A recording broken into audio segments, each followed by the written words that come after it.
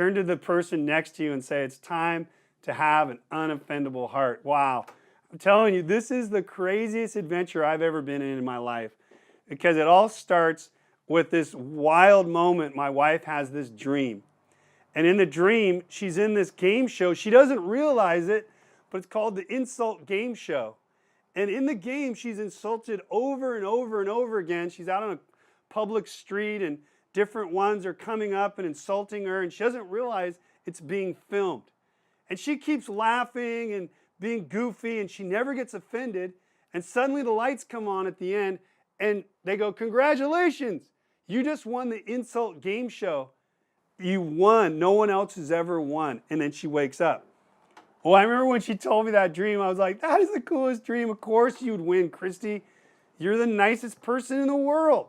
But I thought my own life, oh my gosh, I think the dream's probably for me. And it started the funniest journey of God testing my heart with offenses and saying, Brian, are you going to live the unoffendable lifestyle? I'd like to give you this is a funny text Christy sent me. I'm going to pull up my phone here. She sends me sometimes the most hilarious text when I'm teaching somewhere. And this one time I said, man, I'm teaching on offense. What's your thoughts on the subject? And she wrote back, well, let me give you a couple ways that I think people can get offended. The first way is, how many of you have ever been offended when you were misunderstood? And someone didn't know and really understand who you are and what you're carrying. Or maybe you were offended because you weren't recognized, and you put so much energy and effort into something, and there was no real recognition. There was no real honoring. Maybe there was offense. I remember this list as I'm looking at it. I was laughing like, oh, this has happened to me. Maybe there's offense in your life, and some of these were more serious, and I was looking at them like, wow, these are real. There can be offense over past moments where we were betrayed.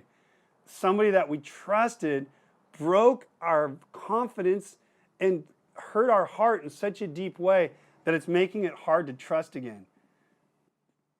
It can happen to any of us. Offense can come in, and when it does, the Bible tells us to not let yourself go to bed angry, because it gives the enemy an opportunity.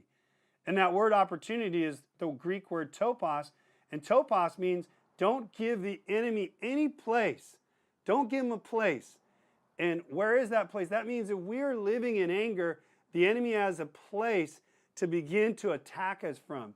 And he wants to move the anger from anger to resentment, resentment to bitterness, bitterness to becoming critical of others, and anger always wants to grow. And so that's why God goes out of his way to say, don't go to bed angry, because this is a dangerous component, and it can grow when that stronghold takes effect.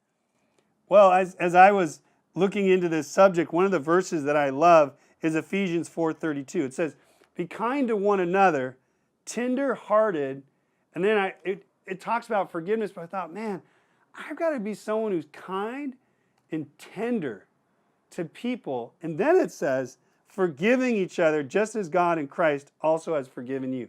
That's Ephesians 4:32. That blew my mind. I got to be tender, kind, and forgiving.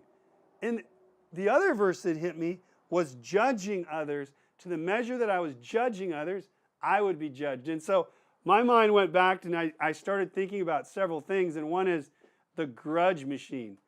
I don't know if you know what I'm talking about, but I have this funny story where back in the day I was taking a shower, and the kids were smaller, and Christy was in the bedroom with them, and Nick was at the bathroom door, because I actually started speaking out loud in the shower. I was like, I don't need to take that from you anymore, and you need to, and I was in this voice, and Nick's knocking on the door, Dad, are you okay? Who's in the shower? Knowing mom's out there, all the family's out there. And I said, oh, I'm praying. I thought real quick, I'm praying, which was a lie. I wasn't praying. And of course, Nick had discernment even then. And he's like 8 years old. And he goes, doesn't it sound like prayer? Is everything okay? It's like, yes, everything's okay. Kind of the dad voice, like, leave me alone, and, kind of put things aside. But that's when I discovered, wait a minute, why am I talking to someone who's not even here? They're not even here. Or you're driving in your car and you're having that conversation with someone. Or you're with a friend and you're having a conversation with someone who's not there. What's going on? It's the grudge meter. Something inside your heart is picking up an offense about a past moment, and it's time to take the offense to the cross and completely forgive it. Because grudges change us from the inside out, and we're no longer the same person. One of the other funny ones to me is being around the nitpicker or the opinion mastermind. The opinion mastermind knows what everyone else should do, how everyone else should live. They always have a critical view. You can tell them, I got free ice cream. It was, given to me. I got a free pizza. Their first line is going to be critical. Well, I don't know why someone would give you a pizza when we all know that you don't deserve it, or something silly like that. You're like, what? How can you be critical about something so fun? They're always breaking the party. They're kind of the party poopers of life. And that's what it's like to be around that critical voice. Well, when we become that critical voice, when we become that nitpicker, that guy or gal that leaves church that's always got a list of how the church should change, the list of how the worship should change, worship teaching should change, the school should change, realize, where is that coming from?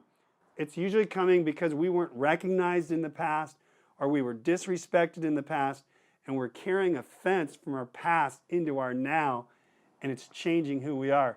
The unoffendable lifestyle is not easy. It's not something that you can just go, wow, this is always going to be fun, because some of us have been through really controlling environments where we picked up offense because we were controlled, or we were neglected, or we were abandoned, or we were withdrawn from, or avoided, or left out. We really faced rejection. There's hard issues when we really talk about being unoffendable, but we've got to take all those issues to the cross. Because until they're at the cross, they're still driving our lives instead of Jesus driving our lives. Let's not share the wheel with offense. Let's share the wheel only with Jesus Christ. And isn't it great when Jesus died on the cross, he said, Father, forgive them. They know not what they're doing. Unoffendable Jesus goes out unoffendable.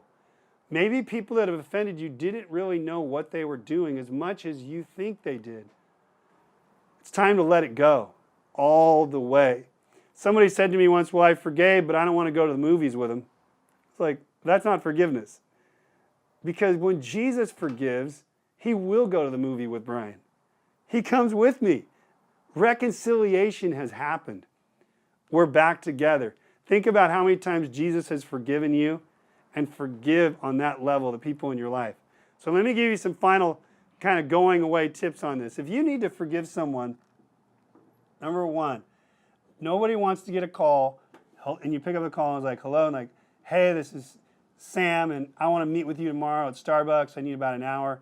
There's some things on my heart I want to share with you. Kind of that serious voice, and you hang up, you're like, oh no, what is he going to say? And then they come, you're dreading it. They go, I really love you, I really affirm you, but out of love, I want to share these 15 things that you've done wrong. And then you leave totally depressed. I want to encourage you, if you need to forgive someone for some stuff, forgive them with Jesus, and only bring up the very minimal thing that is edifying, that it might be hard to hear, but it's also got love in it, true encouragement, and that you really have forgiven it, and you really want to walk with that person. Build memories, don't build walls. Number two, if you want to really forgive someone, it's important that when you're taking these areas to the cross, that you remember how much you've been forgiven. All of a sudden, it reduces your desire to run down the street and tell someone else your list of complaints. People can't handle, number three, hearing long lists of everything they've done wrong. Relationships don't make it through those hurdles. They don't make it through those times. They're so painful when you unload. It's better to say, man, God took me through the most amazing thing, and I just began to see his heart. I don't want anything between us. And I love you. I want to walk with you. And whatever's in the past, it's been forgiven. It's done. Maybe you do need to bring up one or two things, but let's live in grace with each other. The unoffendable life. Man, I hope I can win that game show one day. Insult free. Someone cuts you off in traffic. I want to be able to go praise the Lord. Somebody runs over my foot with a shopping cart. I want to say, I just love you, Jesus. But life can happen in funny ways. Remember, the unoffendable heart is saying yes to the cost of giving offense back to Jesus. Would you pray with me right now? Let's say a simple prayer. I say yes to the cost. I say yes to the cost. Go ahead and say it. I say yes to the cost of living offense-free, because it is costly. I say yes to the cost of living offense-free, and I say yes to forgiving all those that have offended me. Maybe there's someone that's coming to your mind right now. I forgive them. I forgive them. I forgive them. I forgive them. God, I let it go. And I give up the right to ever understand why that had to happen. I turn it into you, Jesus, in exchange for having your heart of love, tenderness, and kindness. There's much more in this chapter that we could ever go through today, but this is the unoffendable heart introduction. And it just is salting the trail to what's in this chapter and the joy of forgiveness. Can you see it for your lifestyle? Come on, it's going to be fun. What's going to be your top 10 list that you got to forgive? Teach this everywhere you go. Turn every church into the unoffendable church. Turn every vacation into the unoffendable vacation. Turn every home into the unoffendable home. Spread the good news. Jesus is an unoffendable God, and we can be his unoffendable children and walking in a greater joy than we've ever known. Okay, we'll see you again, this time with no offense. All right, see you again. Bye-bye.